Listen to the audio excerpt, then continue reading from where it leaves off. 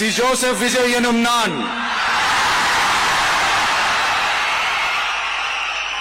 தமிழ்நாட்டு அரசின் முதலமைச்சர் என்ற முறையில் எனது கவனத்திற்குள்ளாவதும் தெரிய வருவதுமான எந்த பொருளையும் முதலமைச்சரின் கடமைகளை உரியவாறு நிறைவேற்ற தேவையான அளவுக்கன்றி ஒருவரிடமோ பலரிடமோ நேர்முகமாகவோ மறைமுகமாகவோ அறிவிக்கவோ வெளிப்படுத்தவோ மாட்டேன் என்று